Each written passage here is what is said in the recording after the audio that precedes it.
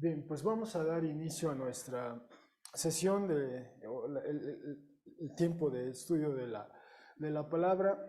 Hoy es el texto que nos ocupa hoy es el capítulo 3, versículos 7 al 13, y es el mensaje dirigido a la iglesia de Filadelfia, a la iglesia que se hallaba en Filadelfia. Um, Este es el penúltimo de los 7 mensajes que hemos estado recorriendo. Dios mediante, el próximo domingo veremos el séptimo y habremos completado ese segmento del libro de Apocalipsis, los mensajes a las iglesias, en este caso 7 de ellos. Así que tratándose de Filadelfia, voy a abordar el pasaje desde este ángulo. Ah, en el año, en el año 1996, esta entidad del gobierno de Estados Unidos publicó este libro que se llama La Tierra Dinámica, y el libro trata sobre un breve recuento de la teoría de las placas tectónicas. Esa es de lo que trata este libro, una teoría que surge en el siglo XX o se consolida, digamos, en el siglo XX, es relativamente reciente, muy reciente, es una teoría cuyo fin es lo siguiente. Bueno, inicia este pequeño o este breve texto diciendo lo siguiente: en términos geológicos, una placa es una losa rígida, larga, de roca sólida. La palabra tectónico viene de la raíz griega que significa construir. Y un paréntesis, puede ser construir con madera o construir con otros materiales. Ese es el sentido del término en griego.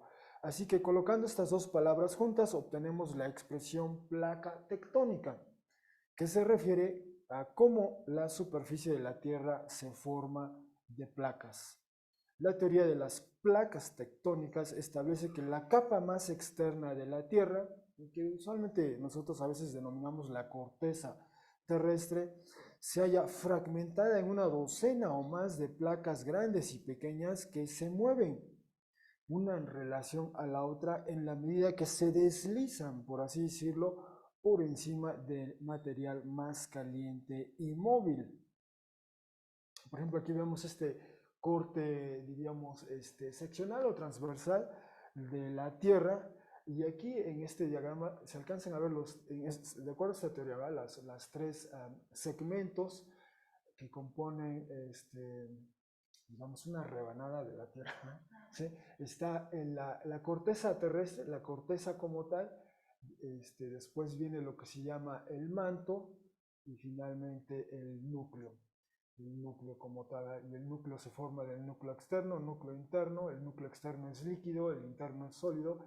El manto, bueno, tiene esta parte de esta superficie un tanto líquida, caliente, y hay por aquí un ciclo, en la medida en que el material se ha calentado, entonces sube a esta parte del manto, lo otro baja y va ese ciclo, y ese es el ciclo en donde las placas andan como flotando, navegando, ¿no? Las placas tectónicas, este, a grandes rasgos, así va la teoría. Y bueno, estas son las placas, algunas mayores, otras menores, pero a grandes rasgos estas son las principales placas tectónicas. Está la placa de Norteamérica, en la que se halla, por ejemplo, México pertenece a esa placa tectónica. Está la placa del Caribe y después la placa de Sudamérica.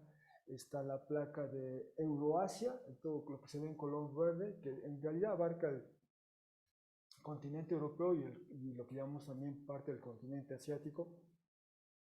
Está la placa africana, está la placa arábiga, digamos que comprende la bota de la península arábiga, entre otras, por destacar algunas, ¿no? Y entonces cuando se dan estos movimientos en las placas, depende del movimiento, ya sea que se acomodan o una placa va ligeramente encima de la otra, y eso es lo que genera estos movimientos telúricos o sismos. Bueno, son estas placas y bueno, es una imagen ya más grande de las placas, digo, aquí se alcanza a apreciar más, o mejor, quiero decir. Dicen que la más extensa, al parecer, es esta, la placa la del Pacífico. Esta es una de ellas, y quizá, entre otras, bueno, sí, aquí está la placa de Cocos, que también le llaman, que afecta mucho esta zona del centro de México, por ejemplo. Bueno, estas son las placas, ¿no? Hay unas extensas, grandes, otras que se han ido reduciendo. Dicen que esta placa, Juan de Fuca, así le llaman, esa placa gradualmente se ha ido contrayendo, es decir, a fuerza de tanto roce, digamos, con estas otras placas grandes, se está reduciendo, y eventualmente dicen que va a hacer,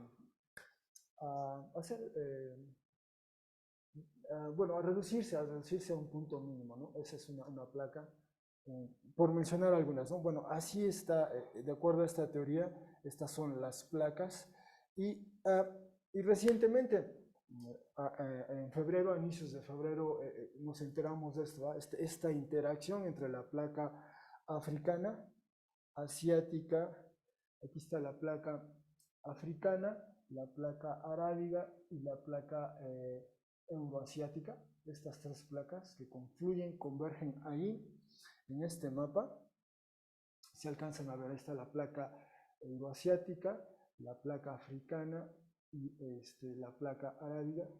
Y entonces, justamente, eso es lo que se ha informado en este mapa tectónico de la región de Turquía. Muestra las placas tectónicas en el área y dirección de movimiento, y su dirección de movimiento, o sea, las flechas que vemos ahí, cómo se están moviendo las grandes placas, ¿no? La africana, la arábiga, bueno, ese bloque anatólico, y la placa, bueno, sí, entre ellas, esas tres por lo menos. Y dice, las líneas rojas indican los límites de las placas, y las flechas negras pequeñas, estas que se ven por acá, por ahí, las flechas negras pequeñas próximas a las líneas rojas muestran el movimiento relativo a lo largo de los límites de las placas. La estrella dorada en el mapa, por ejemplo, esta que se alcanza a apreciar aquí, la estrella dorada muestra la ubicación del terremoto de magnitud 7.8 ocurrido el 6 de febrero de este año, y la estrella azul, que se alcanza a ver ahí, muestra la ubicación de la réplica posterior, una réplica bastante fuerte, de 7.5 de magnitud el mismo día, solo unas horas después. Parece que la diferencia fue de 9 horas, así que esta es la zona, ¿verdad? Ahí donde coinciden estas placas, la placa africana, arábiga y este bloque anatólico. Ahí es donde se dio ese par de sismos, ¿no? Fuertes, intensos, que han devastado esa zona, ¿no? De lo que hemos escuchado mucho recientemente, y de una de otra manera hemos procurado pues apoyar en las labores primero de rescate, y después de reconstrucción que vendrán, ¿no? Que tomará su tiempo. Así que esta es una zona, esa zona en particular, históricamente hablando, que ha sufrido, ha padecido, es una zona sísmica, ha padecido de terremotos, esta zona en particular. Y con ello en mente, vamos a leer este texto, y en el curso de la exposición veremos el porqué de ello, el porqué de esta manera de iniciar el tema, la exposición con un tema que siempre tenemos presente de una u otra manera, especialmente aquí en México, o esta zona de México.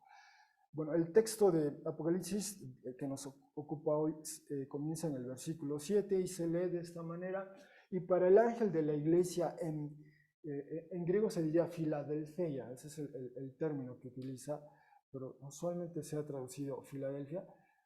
Escribe, dice, estas palabras dice el santo, el confiable o verdadero, quien tiene la llave de David, quien abre y ninguno cerrará, y quien cerrando ninguno abre. Y quizás, si recordamos de las lecturas que escuchamos hoy, por ejemplo, la que hizo Agus, ahí es donde viene este tema, ¿vale? La llave de David, pero en un momento lo veremos con más detalle.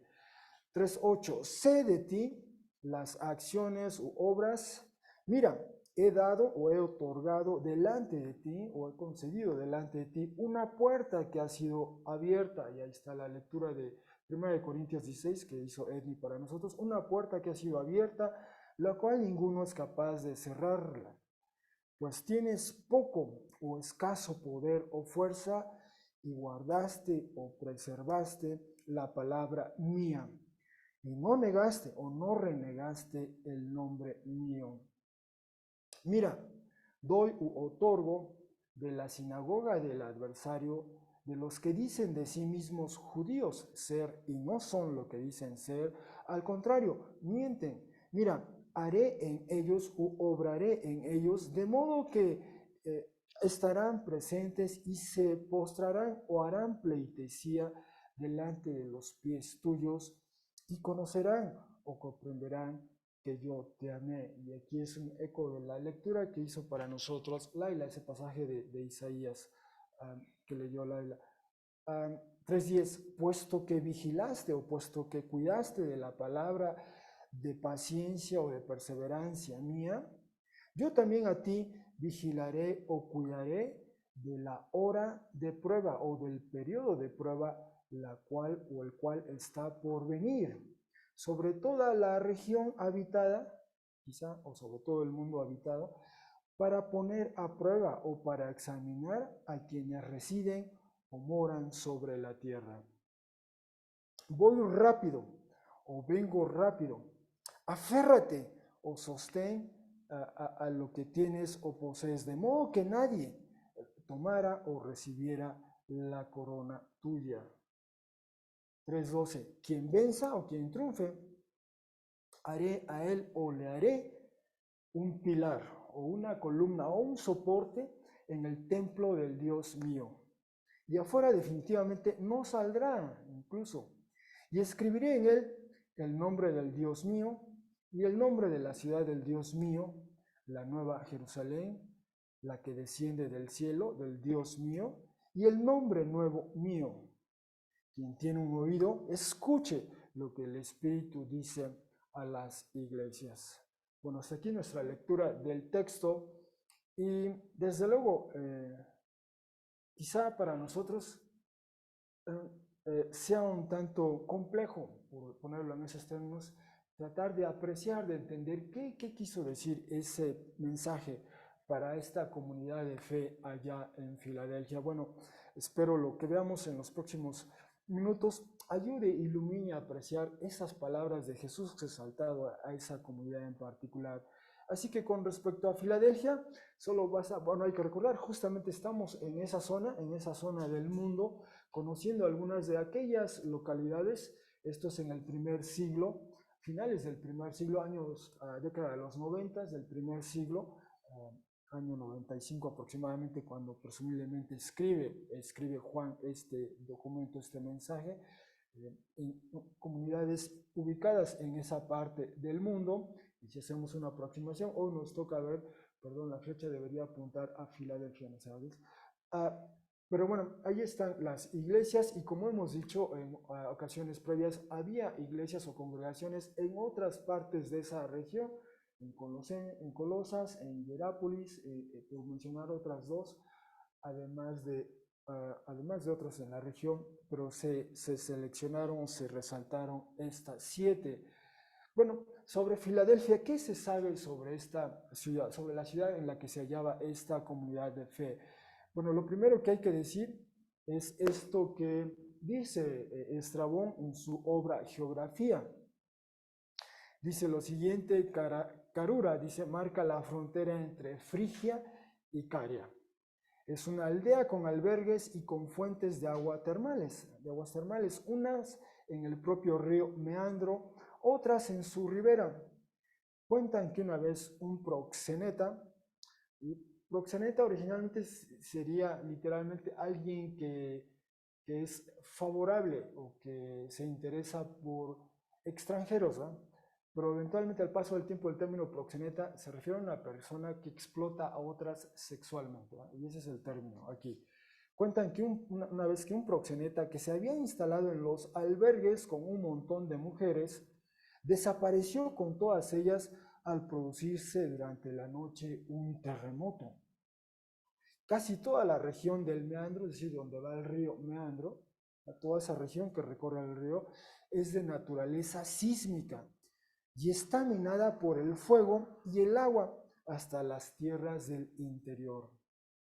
El territorio de esta naturaleza que comienza en las llanuras se extiende todo él hasta los Caronia, dice. Tanto el de Hierápolis como el de Acaraca de Nisaide y el de los alrededores de Magnesia y Miunte. La tierra es frágil e inestable, llena de salinas y fácilmente inflamable. Y más adelante continúa, también la Catasecaumene,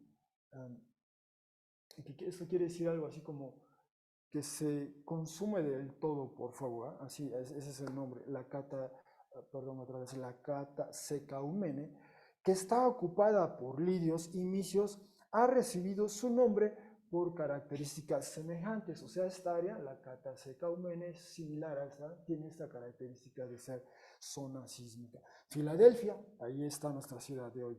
Filadelfia, la ciudad que está cerca de esta región, ni siquiera tiene muros seguros, pues de una forma u otra todos los días se mueven y se agrietan. Los habitantes se pasan la vida pendientes de los cambios que sufre la tierra y planeando sus construcciones en consecuencia de ellos. Es un testimonio que data del quizá primer siglo antes de Cristo o inicios del primer siglo después de Cristo, Estrabón. Y esto es lo que se sabía de esta región, una región donde tiembla frecuentemente, continuamente. Algunas regiones en México, parece ser es el caso, ¿verdad? Con frecuencia, casi todos los días hay un temblor, ¿no? Y entonces, si recordamos en la antigüedad, las ciudades tenían sus murallas, la intención de la muralla era contener o desalentar invasiones, ¿no? O protegerse de las invasiones. Esa era la intención. Toda ciudad tenía que estar amurallada en la antigüedad. De otra manera, era totalmente vulnerable, expuesta a cualquier invasión, ¿no? Pero esta ciudad tenía sus murallas, pero esas murallas se estaban agrietando, se estaban deteriorando debido al constante movimiento de la tierra. Y este es un mapa, aunque este mapa data del 1831, pero en este mapa los colores ayudarán a entender un poco estas regiones, cómo se describían las regiones de esta provincia de Asia Menor, que hoy es equivalente al país de Turquía. Y si nos concentramos en esta zona del mapa, si hacemos una aproximación, los números en blanco representan los lugares que hemos estado explorando juntamente. Aquí está Éfeso, Esmirna, Pérgamo, Tiatira, Sardis, Filadelfia y Dios mediante el próximo domingo la Odisea. Y concluimos las 7. Bueno, acabamos de leer que hay un río, el río Meandro. ¿Qué es este río que más o menos viene por acá? Este río, esta región que va por acá, y nos dice que esta es la zona. Esta zona habla de Lidia, habla de la frontera de Caria y Frigia. Esta es la zona de Frigia, Caria, aquí está Lidia y Misia. Entonces, obviamente Estrabón está hablando, cuando habla y comunica o narra o relata sus viajes exploratorios, tiene en mente esta configuración territorial, usa los nombres que se empleaban en aquel tiempo, ¿eh? en su tiempo, cómo se distribuía o cómo se dividía ese territorio. Habla de la Jonia o Ionia, como dice aquí, de Caria, de Lidia, Misia, Frigia, y son las regiones que menciona, pero esta zona en particular, dice esta zona en particular, por ejemplo, aquí está la Odisea, ¿sí? Aquí está Hierápolis, entre otras, y menciona que esta es la zona que recorre el río, es una zona sísmica, ¿vale? Tiene esas peculiaridades. Bueno, continuamos leyendo a Estrabón en otro extracto, dice, bueno, perdón, aquí leo de esta parte, no se alcanza a apreciar, dice, detrás de los lidios están los misios, otra vez, así que aquí está Lidia, estos serían los lidios, y aquí están los misios, ¿no? Misios y lidios, ¿sí? Entonces, a eso es a lo que él se refiere, ¿sí? Detrás de los lidios están los misios y la ciudad de Filadelfia, que sufre constantes terremotos. Ahí está el testimonio. Los muros no dejan de abrirse y cada vez sufre daños una parte de la ciudad. Con frecuencia y se deterioran los muros de la muralla de la ciudad. Por eso pocos habitan en ella, es decir, dentro de la ciudad. es un peligro, es un riesgo. Y la mayoría pasan la vida en el campo. Como agricultores, quizás más seguro vivir afuera en el campo, ¿vale? Que adentro hay más riesgo, ¿no? Y de hecho, por cierto, un paréntesis, apenas leí una nota ayer o antier, justamente este es ahorita el caso en algunas personas allí en Turquía, cerca de esa zona, ¿no? Están ahorita con la aprensión o el temor de que venga otro sismo fuerte, otra réplica fuerte, y lo que les queda se caiga, y viven así con esa aprensión de que al dormir en la noche vaya a pasar otra vez algo terrible, ¿no? Bueno, es un sentimiento que se experimentó muchos, o sea, 2000 años atrás, por lo menos, ¿no? Ok, vuelvo a eso, dice, por eso pocos habitan en ella y la mayoría pasan la vida en el campo como agricultores, ya que tienen una tierra fértil. Pero también esa minoría es digna de admiración por estar tan apegada al lugar, a pesar de tener casas tan inseguras, y aún más habría que admirar a los que fundaron a la ciudad. ¿No? O sea, la pregunta de fondo es, o sea, ¿quién se le ocurre fundar una ciudad allá? ¿A quién se le ocurre vivir ahí en un lugar donde con frecuencia hay esto? Eso es lo que quiere resaltar Estrabón.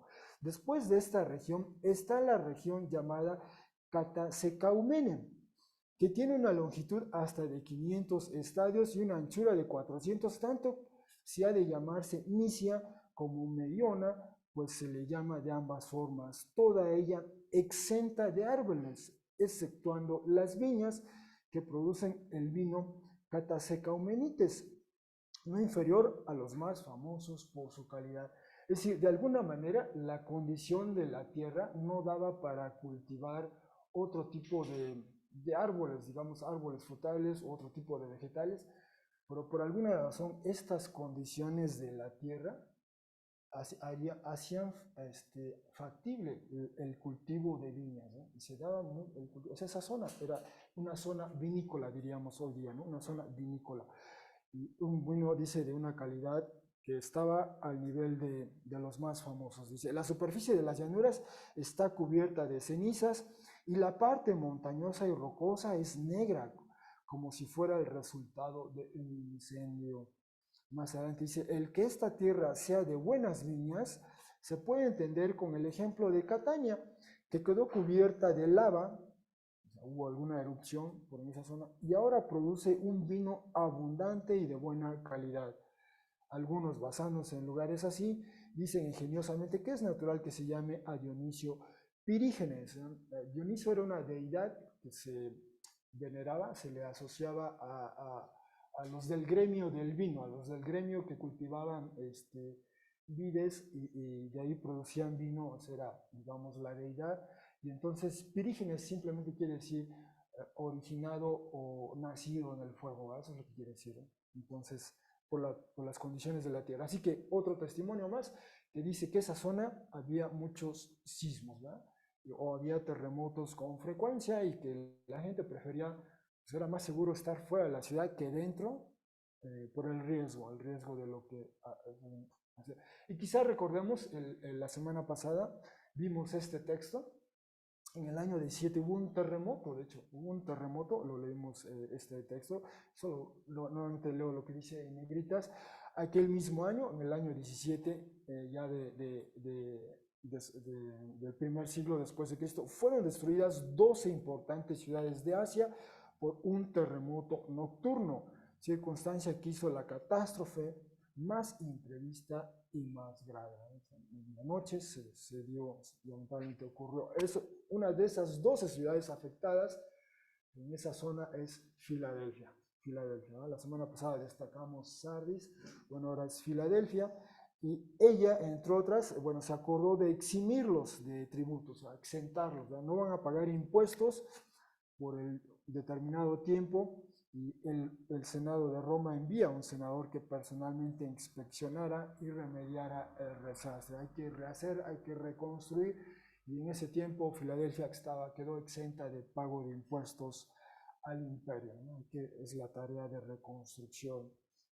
Y también veíamos este testimonio. Este es un autor romano, Plinio el Viejo. Dice, el mayor terremoto en la memoria de los mortales se originó durante el principado de César Tiberio en el año 17 y dejó arrasadas 12 ciudades de Asia en una sola noche. Sí, debió haber sido muy fuerte, muy intenso en esa zona del mundo. O sea, las placas ahí interactuaron muy fuerte, las placas tectónicas, y generaron esa devastación. 12 ciudades, entre ellas Filadelfia.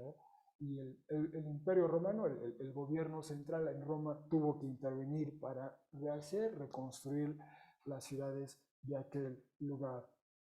Bueno, eso es parte de la historia de Filadelfia, eso es parte de la historia de Filadelfia. Con respecto a la ciudad, con respecto a sus fundadores, bueno, hay este testimonio en base a inscripciones, monedas, es decir, evidencia numismática, epigráfica, y se dice lo siguiente de esta ciudad, Filadelfia, de Lidia, ya vimos la región de Lidia, fundada en el valle de Cogamis por Átalo II Filadelfo. Era un sobrenombre que tenía este rey, Átalo II Filadelfo.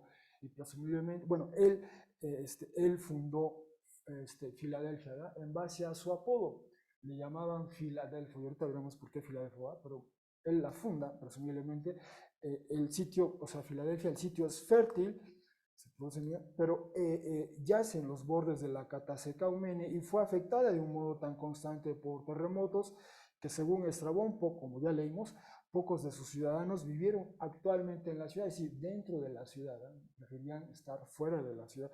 Filadelfia acuñó monedas casi desde su fundación y celebró juegos en honor de Zeus Helio o Zeus Sol, y Anaitis, devastada por el terremoto del 17, se recuperó rápidamente.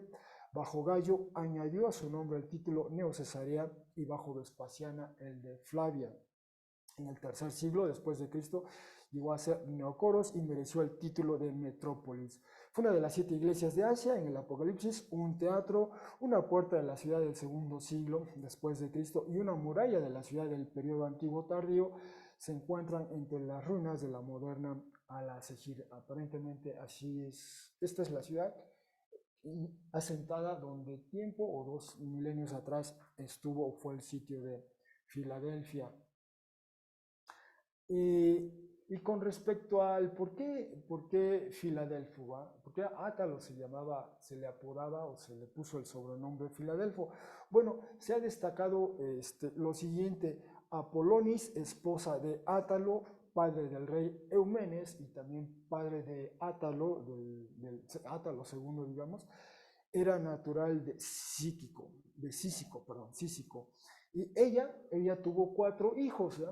Uno de ellos se llamó Eúmenes, otro se llamó Átalo. Bueno, nos dice aquí este relato que Átalo y su hermano Eúmenes, al visitar Cícico, tributaron a su madre la honra y el loor debidos con los que se ganaron una buena fama. Llevaban a su madre en medio, cogiéndola de la mano, y recorrieron así acompañados por su escolta los templos y la ciudad. A todos los que lo contemplaban gustó mucho el espectáculo y alabaron sin reservas a los 2 jóvenes. De los 4 hijos siempre se destacan a estos 2 primeros, el mayor y el segundo, Eúmenes y Átalo, y aquí se destaca el buen trato que dispensaron a su madre. Todo el mundo vio eso, se dio cuenta cuando su madre regresa al lugar de sus orígenes, ¿no? Acompañado de sus hijos. Otra historia de estos hermanos es la siguiente que cuenta Polibio. Dice: finalmente os he expuesto a guisa de ejemplo y os he señalado con toda claridad el caso de Eúmenes y de Átalo.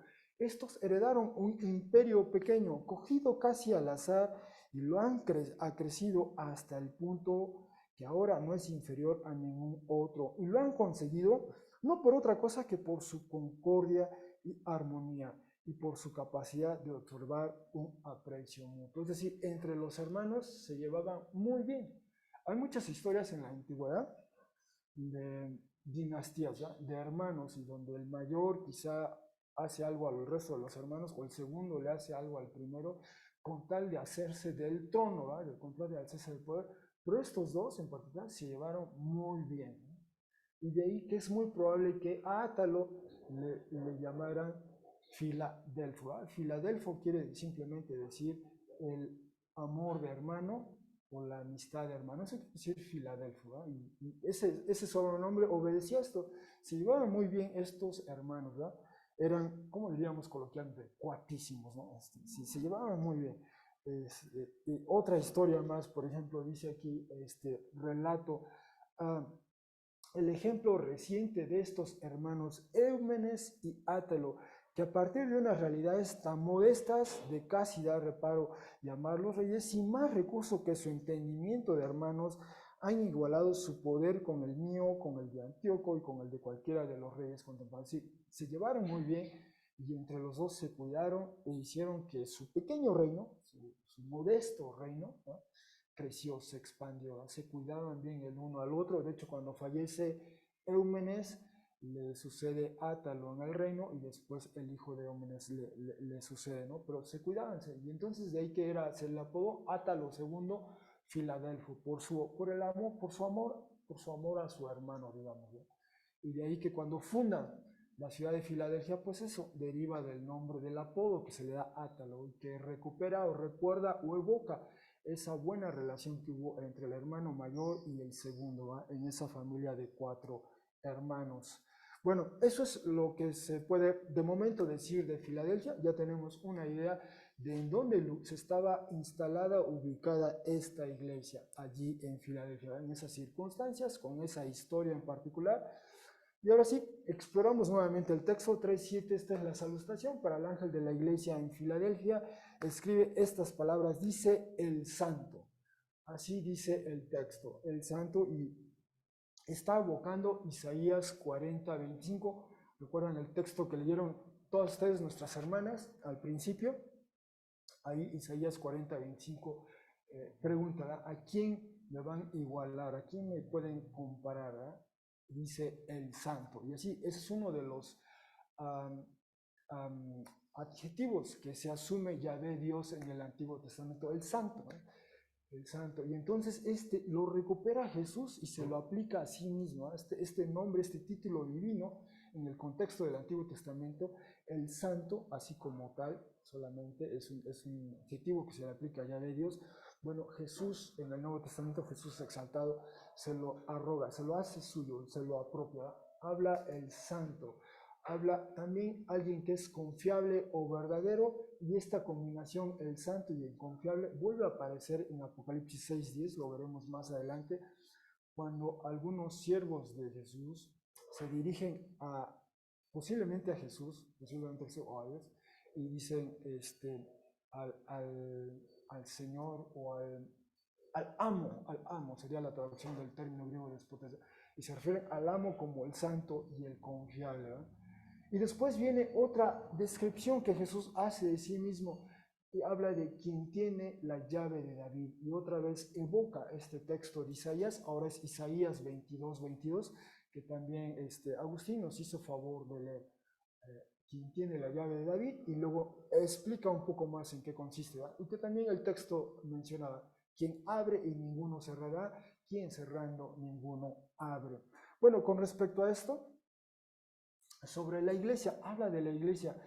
Bien, no sabemos, igual el Nuevo Testamento no nos dice nada sobre el origen de esta iglesia, en qué momento surge, quién fue y la plantó, por así decirlo, ¿eh?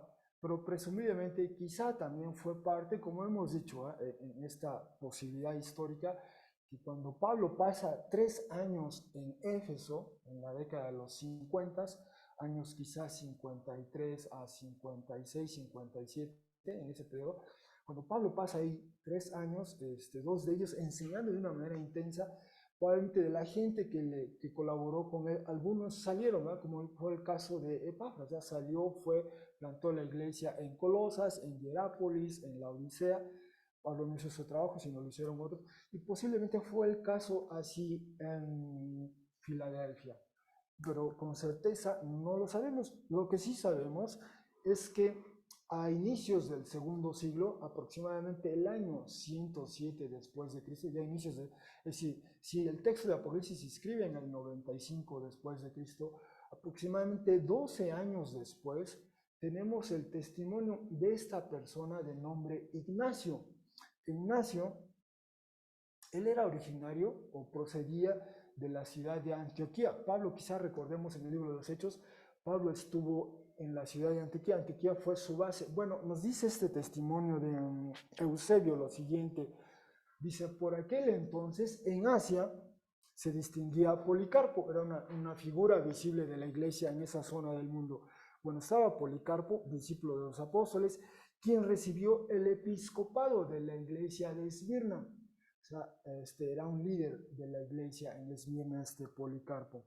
Dice, de manos de los testigos oculares y servidores del Señor. Entonces empezaron a ser notorios Papías, también el obispo de la región de Hierápolis, e Ignacio, el más ilustre entre la mayoría todavía ahora.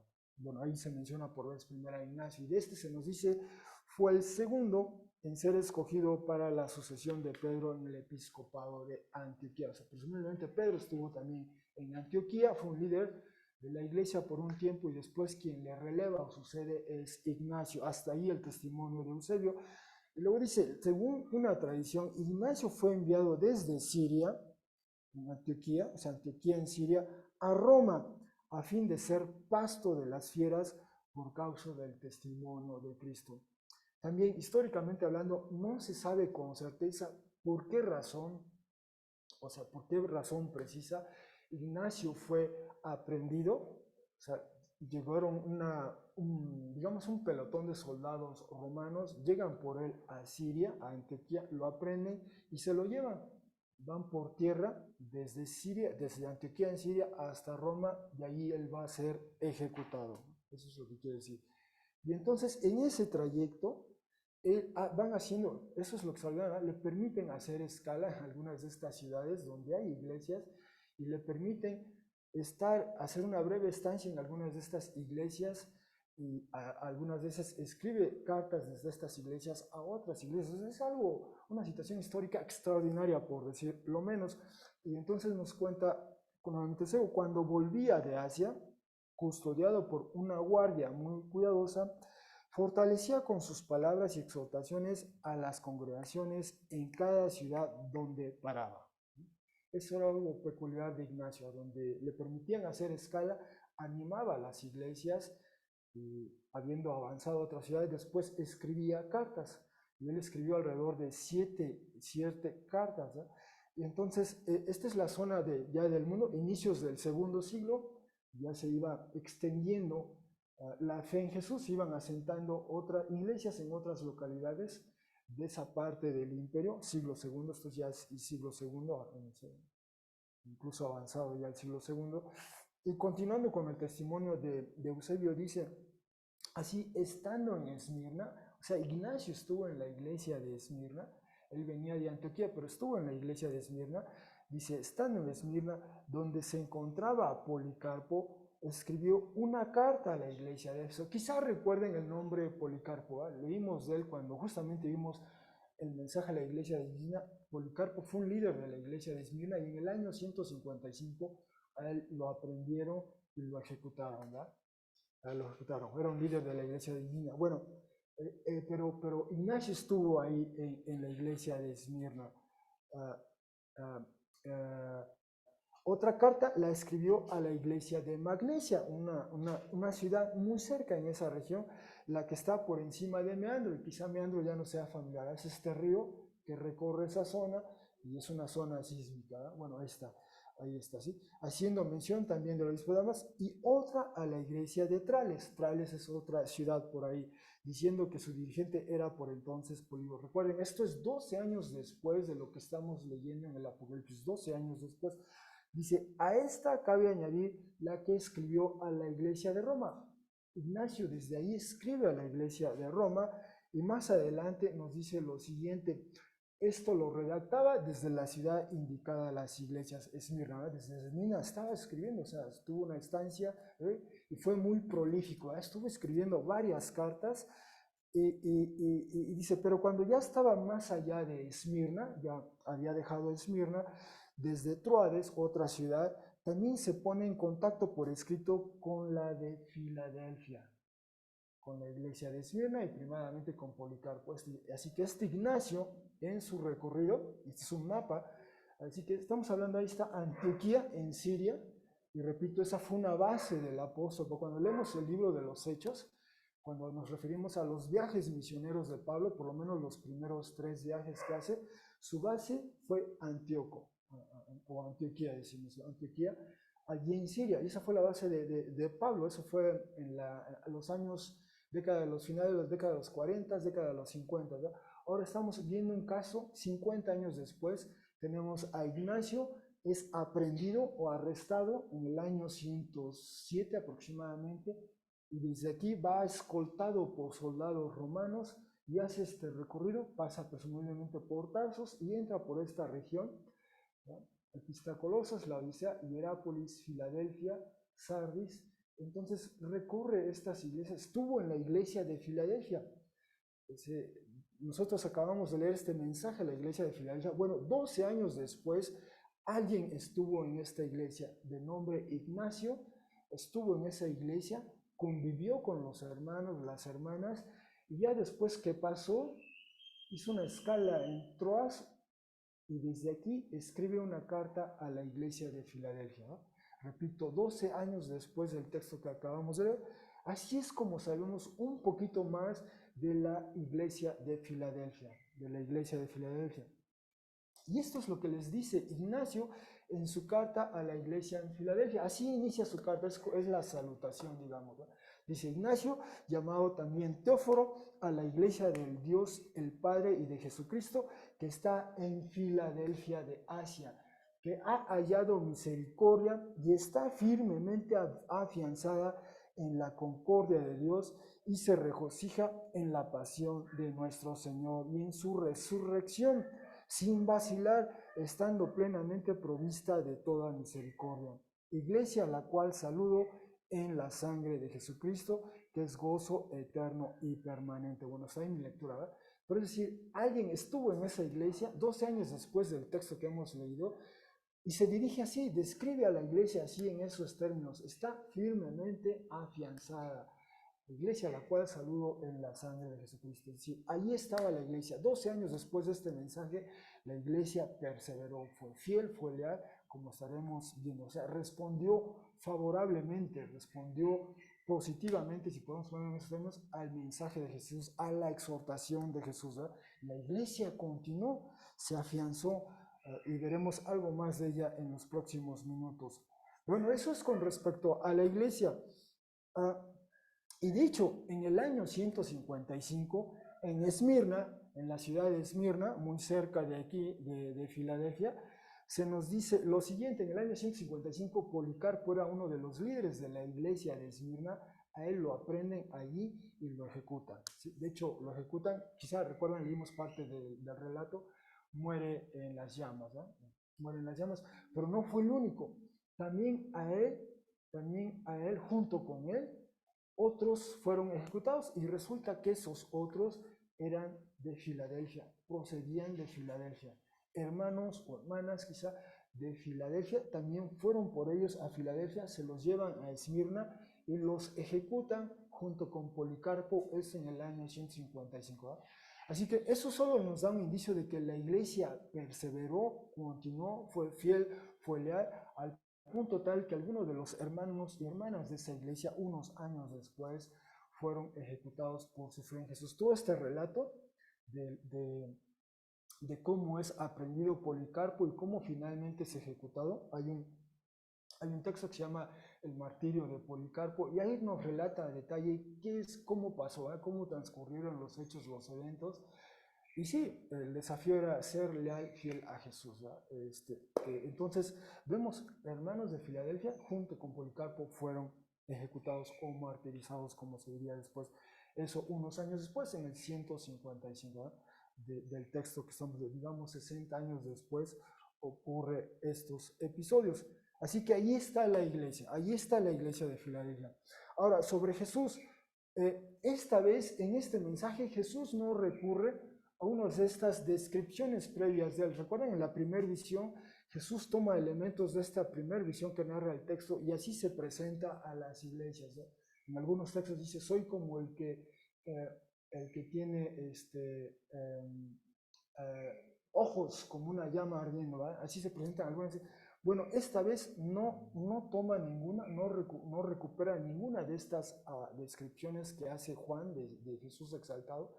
no las usa para presentarse a la iglesia, pero en cambio ya vimos, se presenta como el santo, ¿eh? Y aquí este es el texto de Isaías 40:25, y a quién me compararán y me igualaría, dice el santo, ¿eh? Y aquí el contexto inmediato de este texto se refiere a Yahvé Dios, y Jesús hace suyo a este mismo término. Él se refiere a sí mismo como el santo, a este título divino, digamos, esta descripción divina, se la arroga a Jesús, se la apropia a Jesús. Ahora él se describe como el santo. O bien, decíamos que también se presenta como quien tiene la llave de David, ¿eh? Y esa expresión ocurre en Isaías 22:22, y en el texto que leyó Agustín para nosotros, nos menciona a dos personas, una que se llama Sebna y otra que se llama el Yaquín o el Yaquín. Bueno, en el pasaje de Isaías 22 que leímos o que leyó Agustín para nosotros, comienza hablando de Sebna y se le presenta como un funcionario o consejero. Literalmente en hebreo dice que estaba sobre la casa del rey Ezequías. Ellos fueron funcionarios cuando el rey de Judá se llamaba Ezequías y fue un rey del año 715 a 687 a.C.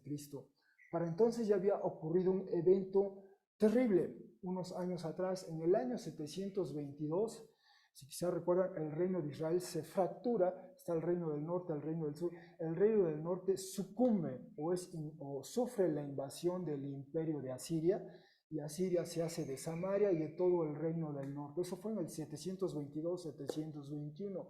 Ese mismo imperio asirio quiere hacer lo mismo con el reino del sur. El reino de Judá también se acerca y comienza a asediar, quiere invadir, quiere hacerse de todo el reino de Judá, y de alguna manera Dios interviene de una manera extraordinaria, porque en efecto es un pequeño reino, el reino de Judá, contra el imperio de entonces, ¿verdad? El ejército poderoso de entonces. No había manera de que sobrevivieran o enfrentaran esa invasión, pero Dios hace algo extraordinario. De eso trata Isaías 37 al 39, por ejemplo, Primera de Reyes del 18, 19, 20, 21, ese episodio, esa crisis, Dios interviene de una manera extraordinaria. Bueno, en ese evento de crisis, en ese momento de crisis, tenemos a Sebna y Eliaquim. Sebna al principio es el funcionario que está sobre la casa, y esto es una manera de decir cómo es la persona, es el segundo, es la mano derecha del rey, ¿eh? Es lo que hoy diríamos el, ¿cómo lo llamaríamos hoy? El que realmente hace las cosas, ¿eh? El que está en funciones, el que opera las cosas, el que hace que las cosas se lleven a cabo, ¿eh? ¿Sí? El vicepresidente, el primer ministro, el equivalente en esos modelos o en esos sistemas, ¿no? Esa era su función. Entonces, él mediaba entre el resto de la sociedad y el rey, ¿no? Él era el intermediario entre el rey y el resto del pueblo, por ponerlo en esos términos. Esa era su función, estaba sobre la casa del rey. Bueno, hay esta crisis, está este imperio asirio, está por invadir, esta es la amenaza. Y en vez de Sebna atender esa amenaza, lo que está haciendo es preocuparse por su legado. Está construyendo una tumba, un mausoleo. Cuando toda la gente está angustiada, ya está escuchando de que algunos poblados de los alrededores, de las orillas, ya han sido tomados e invadidos por Asiria. Y el funcionario, el número 2, está preocupado por su legado, ¿eh? Y quiere una tumba especial, extraordinaria. ¿Ya? Eso lo dice Isaías 22, ¿ya? 22, 16. Y entonces, desde luego, eso no le agradó a Yahvé Dios, y de eso trata el pasaje. Entonces, por eso Sebna es relevado o es degradado o es de su responsabilidad, y esa responsabilidad, la de estar sobre la casa del rey, se le pasa a Eliaquim o Eliaquim, ¿no? En Isaías 22:20. Y entonces, para asumir esa responsabilidad, él es revestido con todos los símbolos que conllevaban esa función, ¿no? Entonces nos habla de la vestimenta, de su título y de las llaves, ¿verdad? Todos esos son símbolos de que esta persona ahora es quien va a mediar, ¿verdad? Va a asumir esa responsabilidad. Es como si fuera un corregente, un correy, ¿verdad? O sea, está el rey, pero él se va a encargar de toda la operación del reino como tal, entre otras, y entonces él lo que abra, o sea, lo que él disponga, eso se va a hacer, y lo que él cierre o lo que él diga que no, pues no se va a hacer. Tiene esa autoridad ahora, esa autoridad. Es como, bien decía un comentarista, como si miráramos al ejemplo de José con el faraón allá en Egipto. ¿Recuerdan? El faraón le dice a José, bueno, tú estás sobre todo mi casa y sobre todo el país, eres el número dos, yo soy el único que estoy sobre ti, ¿verdad? Pero todo lo que tú digas, así se hace, ¿verdad? Y todo lo que tú digas que no se va a hacer, no se va a hacer. Es una función similar, ¿verdad? Entonces, Eliakim asume esa responsabilidad y de hecho el texto en otros pasajes se le da el mismo título que al principio tiene Sebna en Isaías 22:15, ¿verdad? Es ahora el que está sobre la casa del rey, y a Sebna en esos otros pasajes se le llama ahora secretario escriba, así fue relevado, ¿eh? Fue degradada su función, digamos.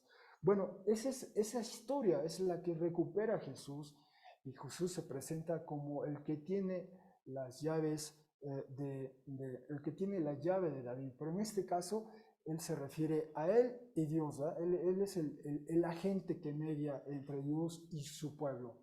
Y lo que él diga, determine, eso se va a hacer, y lo que él niegue o cancele, eso no se va a hacer. Es un eco de eso lo que está diciendo Jesús al apropiarse de esta historia en esa crisis. Bueno, ese es el saludo. Ahora bien, si avanzamos en el mensaje, dice lo siguiente: sé, conozco de ti las acciones u obras, dado o he concedido delante de ti una puerta que ha sido abierta.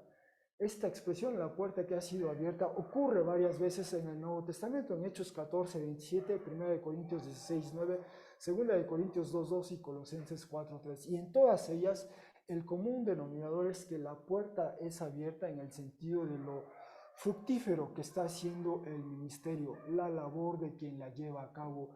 Y en todos esos cuatro casos se refiere a Pablo y sus colaboradores, ¿verdad? Y si a donde fue, por ejemplo, en 1 Corintios 14:27, regresó de su primer viaje misionero y cuenta a la iglesia de Antioquía lo bien que le fue a él y a su colaborador, en este caso a Bernabé, ¿no? Y les dice, el Señor abrió una puerta para nosotros, ¿no? Esa es su manera, su metáfora para referirse a cómo a través del testimonio que él dio, el Señor, y con la ayuda del Señor, se plantaron varias iglesias en la región. Fue fructífera la misión ahí. Y lo mismo decía en 1 Corintios 16:9, el texto que yo y al cual se refería Vania, de las muchas cosas que podemos aprender. Él se dice, veo una puerta abierta aquí, el Señor está bendiciendo esta obra, gente está escuchando el Evangelio, gente está creyendo en Jesús, se están formando comunidades de fe en Jesús. A eso se refiere Pablo, ¿verdad? Está prosperando, está floreciendo, está arraigándose el Evangelio y están floreciendo estas comunidades de fe. Segunda de Corintios 2:12, Colosenses 4:3, conllevan esa idea, ¿verdad? El Señor abre una puerta, y en otras ocasiones el Señor cierra la puerta, ¿verdad? O aquí no es momento, no es el tiempo para llevar a cabo una misión. Entonces, esa es la frase, ese es el sentido que tiene esta frase en esos pasajes, especialmente, por ejemplo, Colosenses, muy cerca de la zona donde nos encontramos ahorita en Filadelfia. Entonces, esta es una implicación de que a pesar de que esta es una iglesia pequeña, dice, tienes poco o escaso poder o fuerza, ¿verdad? Y se parece un poco a la iglesia, a la situación de la ciudad. La ciudad es débil, es frágil, es vulnerable ante esta fuerza poderosa de la tierra, ¿verdad? Que son los sismos, los terremotos. O sea, se está debilitando las murallas de la ciudad, las casas se están fragmentando, ¿verdad? Se están resquebrajando. Bueno, la iglesia se parece un poco, es una iglesia que tiene escaso poder o fuerza, pero si el Señor abre la puerta, nadie es capaz de cerrarla. Si el Señor bendice su obra, no importa la intensidad de la adversidad allá afuera, del enemigo de fuera o de lo que ocurre adentro, no importa la intensidad de ello, si el Señor abre la puerta, aunque seamos pocos, aunque seamos escasos en poder y fuerza, se va a sostener, ¿no? Porque es el Señor el que abre la puerta. Es Jesús quien concede, quien otorga esa puerta abierta. Y al mismo tiempo dice, guardaste o preservaste la palabra mía. Quizá recordemos que Juan comienza diciendo que se encontraba en Patmos debido a la palabra de Dios, ¿verdad? Y vimos que era muy probable que era justamente por su testimonio sobre Jesús que fue relegado en esa isla, ¿verdad? A manera de una medida punitiva o un castigo para él. Entonces, así como él, como Juan, así esta iglesia, aunque escasa, aunque pequeña, aunque con poco poder, fuerza, guardó, sostuvo la palabra de Jesús, la palabra mía. No la palabra de cualquier otra persona, sino la palabra de la palabra mía. Y dice, no renegaste o no rechazaste el nombre mío. Y de hecho estas expresiones, por ejemplo esta última, no renegaste,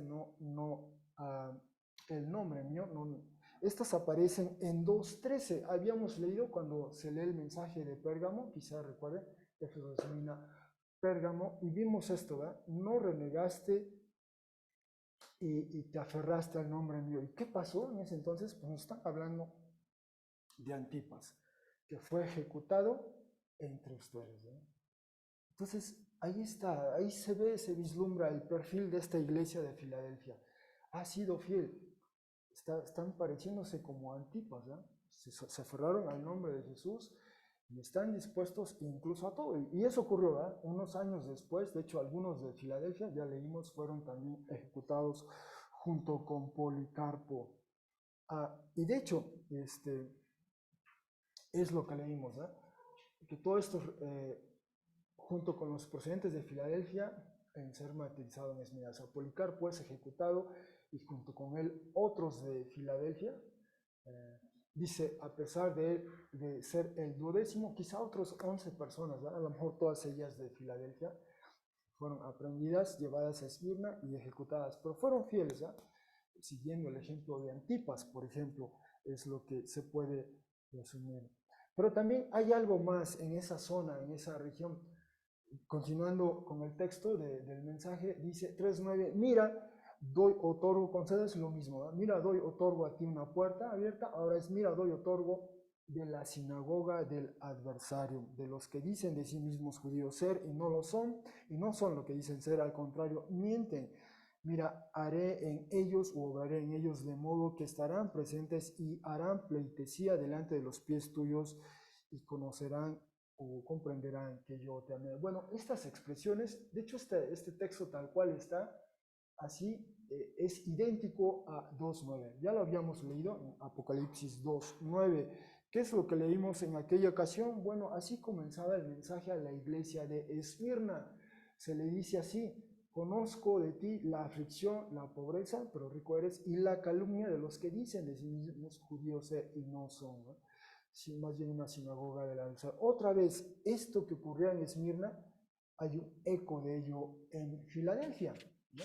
Y cuando vimos aquí en Esmirna este texto, vimos que había una comunidad importante allí en Esmirna que era hostil, una comunidad judía que era hostil a la comunidad de fe en Jesús, a Esmirna.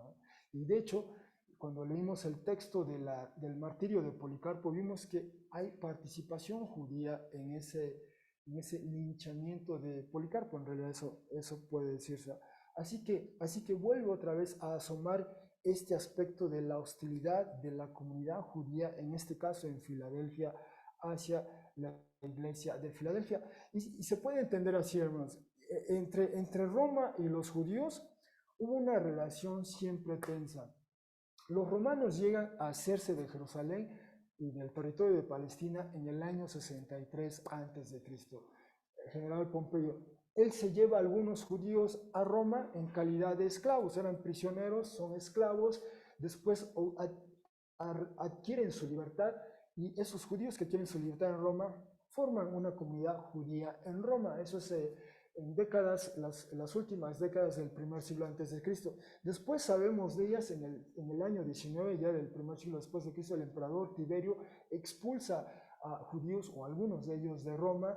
Después otro emperador en el año 41 también prohíbe que se reunieran los judíos, ellos se reunían cada sábado, ¿verdad? Y les prohíbe eso, y después en el 49 ese mismo emperador también los expulsa de Roma, y de ellos sabemos, por ejemplo, de Aquilas y Priscila, ¿verdad? Ellos tuvieron que salir porque precisamente los expulsa el emperador. Eso fue en el 49. En el 66, en el territorio de Jerusalén y Palestina, se alza en armas parte de la población, y después ese movimiento se extiende. Hay una insurrección, una revuelta judía, y es un desafío a Roma, y entonces el emperador, primero Nerón y después los que le sucedieron, tienen que confrontar ese desafío, y es en el 70 cuando Tito, el general, entra a Jerusalén, destruye el templo, le queman, le prenden fuego, ¿no? Y se aplasta esa revuelta, y el emperador, ya entonces era su padre del Vespasiano, él impone como castigo este impuesto a los judíos, ¿no? Los judíos solían aportar un dinero para el mantenimiento del templo. Ya no había templo, fue destruido, y ahora todo ese impuesto que se recaba se va a seguir pagando, pero ese impuesto se va a dirigir ahora hacia Roma, para, de hecho, darle mantenimiento a algunos de los templos paganos en Roma. O sea, era algo difícil para un judío aceptar eso, pero eso era parte de las medidas de castigo. Se alzó el pueblo judío contra Roma, ese es su castigo, entre otros, ¿no? Y después, cuando Domiciano era emperador, en el año aproximadamente, en el año 82, endurece el impuesto, o sea, se pone muy estricto con este impuesto. Eres judío, no importa si eres un judío devoto, si vas a la sinagoga cada sábado, eso no le interesaba a Roma, simplemente eres judío, paga el impuesto, ¿va? No le interesaba si era un judío cristiano o si era un judío no cristiano, simplemente eres judío, paga el impuesto. Si no lo pagas, entonces hay problemas, ¿va? Hay dificultades.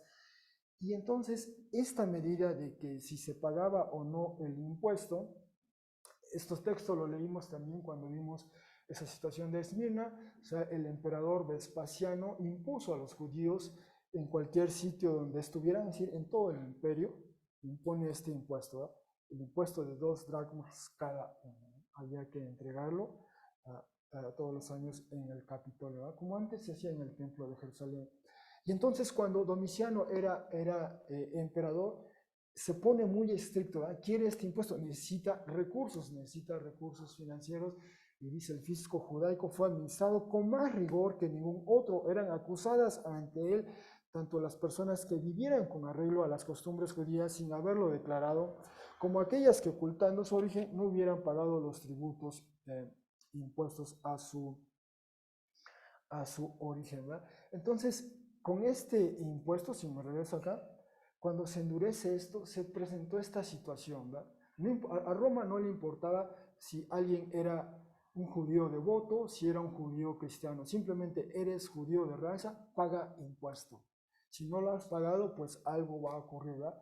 Y entonces algunos judíos cristianos, para no para seguir practicando su cristianismo, su fe en Jesús, y no participar de esos eventos cívicos paganos, pues decían: soy judío, ¿eh? Soy judío, aunque soy cristiano, soy judío, pago mi impuesto, y ya el gobierno romano no se mete conmigo. Pero entonces algunos judíos, algunas comunidades judías empezaron a señalar, a acusar, o más bien a delatar a aquellos que, siendo uh, cristianos, no eran judíos, ¿verdad? Pero adoptaban esta figura, ¿verdad? Pagaban el impuesto aunque no eran judíos, ¿verdad? Entonces los delataban, los señalaban, y empezó esa manera de delatación, de acusar a algunos cristianos. Se empezó a dar ese fenómeno. Esa es una manera. Además, las comunidades judías empezaron a desarrollar cierta hostilidad hacia los cristianos, tanto judíos como no judíos, ¿verdad? Cristianos, pero judíos o no judíos. Y quizá recuerden, parte de este texto lo leímos la semana pasada. Este es un texto que se conoce como las 18 bendiciones, o Shemoné Esre, o Tefilá, o Aminadá. Tiene varios nombres, pero compila 18 oraciones, 18 oraciones cortas. Y la número 12 dice lo siguiente, así textualmente: dice: para los apóstatas, que no haya esperanza, y que el reino de los arrogantes sea prontamente desarrollado de nuestros días. Esta era una alusión a los romanos, ¿no? Y que los nazarenos y los minim perezcan instantáneamente, que sean borrados del libro de los vivientes. Entonces, en realidad esta bendición era como una suerte de maldición hacia los cristianos, ¿no? Los nazarenos según Hechos 24:5, así se llegó a identificar a los seguidores de Jesús, ¿no? Los seguidores de Jesús de Nazaret, los nazarenos. Y de hecho, Pablo está hablando en el contexto de una reunión, una asamblea judía, y así se refieren a los cristianos, los nazarenos. Bueno, algunas comunidades judías empezaron a desarrollar esa hostilidad hacia las comunidades de fe en Jesús, ¿verdad? Sean judíos o no. De hecho, algunos de ellos los consideraban heréticos, ¿verdad? Entonces tenemos esa hostilidad de la comunidad judía en Filadelfia hacia la iglesia de Filadelfia, ¿eh? Hay algo de eso, ¿verdad? De ahí que se mencione nuevamente a los que son judíos y no lo son. Y de hecho la carta que escribe, la carta que escribe Ignacio, 12 años después de la que escribió Juan, se refiere a esta situación allí en Filadelfia. Dice en este texto de su carta a los Filadelfios, en el capítulo 6, dice así: pero si alguno propone el judaísmo entre vosotros, no le escuchéis, porque es mejor escuchar el cristianismo de uno que es circuncidado, o sea, un judío que es cristiano, ¿no?, que escuchar el judaísmo de uno que es incircunciso, ¿no? O sea, un judío que no es cristiano, en otras palabras. Pero si tanto el uno como el otro no os hablan de Jesucristo, ¿verdad? Si Jesús no está en ese mensaje, Jesús como Mesías, por cierto, ¿verdad? Jesús como Mesías no está en ese mensaje, yo los tengo como lápidas de cementerio y tumbas de muertos en los cuales están escritos solo los nombres de los hombres. Evitad pues las artes malvadas y las intrigas del príncipe de este mundo. No suceda que seáis destruidos con sus ardices y os debilitéis en vuestro amor, sino congregaos en asamblea con un corazón indivisible. La carta misma de Ignacio, escrita 12 años después, asoma este desafío, presumiblemente, de la comunidad judía. De hecho, la comunidad judía estaba tratando de persuadir a aquellos dentro de la comunidad de fe en Jesús, estaba tratando de persuadirlos sobre el judaísmo, ¿eh? No sobre la fe en Jesús, sino sobre el judaísmo, o sea, la ausencia de Jesús, digamos, en ese mensaje. Por eso él decía, si no les hablan de Jesús, el Mesías, entonces no los escuchen, no atiendan, no presten atención. Entonces vemos 12 años después como otra fuente cristiana en este caso, nos informa de esa situación, de esa tensión con la comunidad judía allí en Filadelfia. Y no solo eso, de hecho había algo más. En el capítulo 8 de esta carta dice Ignacio: yo ruego que no hagáis nada en espíritu de facción, sino según la enseñanza de Cristo, la enseñanza del Mesías. Porque he oído a ciertas personas que decían, si no lo encuentro en las escrituras fundacionales antiguas, no creo que esté en el Evangelio. Entonces parece que algunas de estas personas cuestionaban, ¿verdad? Tú me hablas de Jesús, el Mesías, pero a ver, muéstrame dónde está eso en el Antiguo Testamento, ¿no? Tú me hablas de tu Evangelio, ¿eh?, de tus documentos, de lo que llamamos el Nuevo Testamento, pero dime, ¿dónde está eso en el Antiguo Testamento? ¿Eh? Parece que había ese debate ahí, era parte de esa conversación, ¿no? Para un judío había que persuadirle, convencerle en base al Antiguo Testamento, a las escrituras que ellos aceptaban en ese tiempo, ¿eh?, como canónicas. Los cristianos ya para entonces reconocían las escrituras apostólicas, los evangelios, las cartas de Pablo, entre otras, ya en el segundo siglo se reconocían también como inspiradas por Dios, ¿no? Pero había ese debate. Entonces teníamos esa tensión y hostilidad de la comunidad judía hacia la iglesia de Filadelfia, que asoma ahí. Bueno, algo sobre el etos de la iglesia, dice 3:10, puesto que vigilaste o cuidaste la palabra de paciencia o mía, yo también a ti vigilaré o cuidaré de la hora de prueba o del periodo de prueba, la cual está por venir sobre toda la región habitada, para poner a prueba o para examinar a quienes residan o moran sobre la tierra. Vengo rápido, pronto, esto ya lo ha dicho, lo leímos en 2:16 y recurre en otros pasajes de Apocalipsis, y dice, aférrate a lo que tienes, de modo que nadie tomara la corona tuya.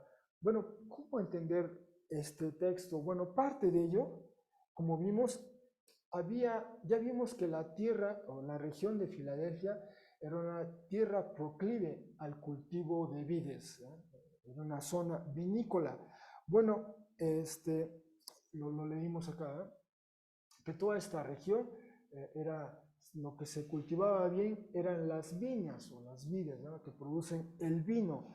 El que esta tierra sea de buenas viñas, ¿no? Leímos ya este texto al principio de la exposición, y entonces era una tierra fértil para ello, no para otro tipo de cultivo, pero sí para vides.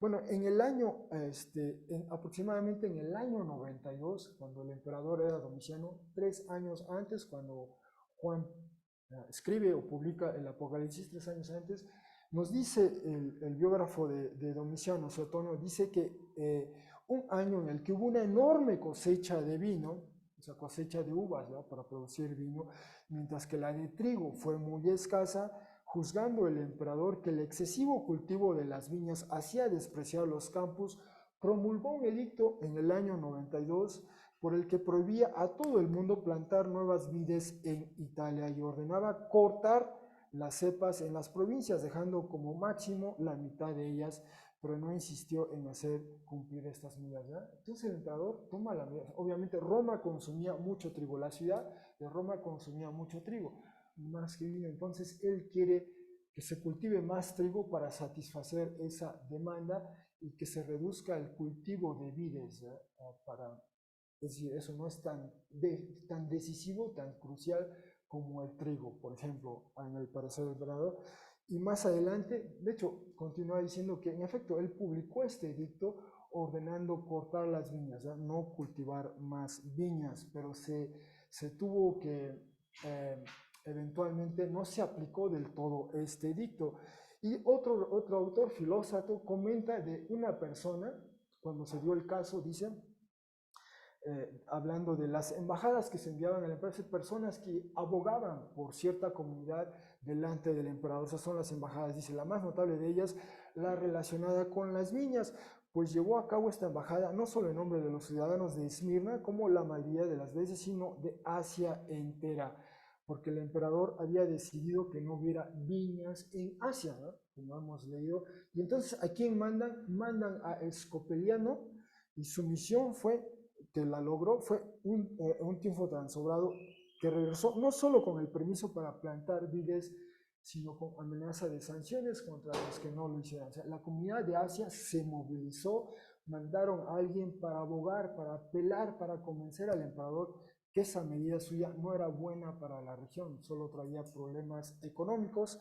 Y entonces puede que sea eso parte de este trasfondo, de esas dificultades económicas que por un momento se sintieron, ¿no? Así que teníamos el problema del terreno sísmico, teníamos el problema de la hostilidad judía hacia la iglesia, y ahora tenemos este problema económico, ¿no? Lo que se cultivaba eran vides, uvas, y que destinadas, quizá la mayoría para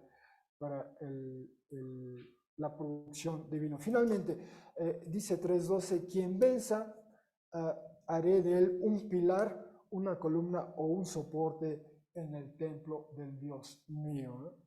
Obviamente, y aquí tiene ya mucho sentido. Ya hemos leído que esta es una zona sísmica, que las murallas de la ciudad se están deteriorando, se están resquebrajando. Así que, ¿qué es lo que dice Jesús? Pues yo te voy a hacer de ti, quien persevere, quien sea fiel, quien sea leal, tú vas a ser un pilar, una columna, un soporte en el templo, en este templo que no se va a caer, no se va a derrumbar, ¿no?, en el templo del Dios mío. Y dice, y afuera definitivamente no saldrá, recordemos los habitantes de Filadelfia, algunos por el riesgo de un terremoto, preferían vivir fuera de la ciudad, acampar allí en la llanura, en vez de estar dentro de la ciudad. Y aquí vamos a estar dentro, en el templo, en la ciudad. Escribiré en él el nombre del Dios mío, el nombre de la ciudad del Dios mío, la nueva Jerusalén, la que desciende del cielo del Dios mío. Cuando Dios mediante lleguemos casi al final de esta serie, capítulo 21:2, veremos a detalle esta extraordinaria visión de la nueva ciudad. Es la ciudad que desciende del cielo. Toda ciudad, hay algunas ciudades que presumen ser la gran ciudad del mundo, la referente del mundo, pero ninguna de ellas se equipara con esta ciudad que se está conformando donde está Dios y va a descender hacia la tierra, según esa última visión, como la veremos, ¿no? La que desciende del cielo, del Dios mío y el nombre nuevo mío. Bueno, todo esto hace sentido. Quizás recordemos que la ciudad, cuando fue destruida por un terremoto, recibió ayuda del Imperio Romano, recibió ayuda del emperador y entonces fue reconstruida y como un gesto de gratitud, la ciudad o cambió su nombre o añadió su nombre. O sea, se usó el título de Neocesarea. Y en efecto, hay una persona que ha estudiado las monedas de aquel tiempo, evidencia numismática, como se dice, y él en este artículo, en este ensayo, plantea esta pregunta. Dice, ¿ha existido cierta incertidumbre sobre la fecha precisa cuando la ciudad de Filadelfia cambió su nombre a o lo complementó con el título de Neocesarea? La respuesta depende de si la edición de la moneda de nombre RPC y 3017 debería asignarse al emperador Tiberio, a su nieto y aparente heredero o a británico. Bueno, esta moneda es ahora relativamente común. Hay 3 ejemplos de esa moneda listadas en línea o en la internet, se han publicado, y en un sitio web que se llama Coin Archives también hay 30 ejemplares de esa moneda.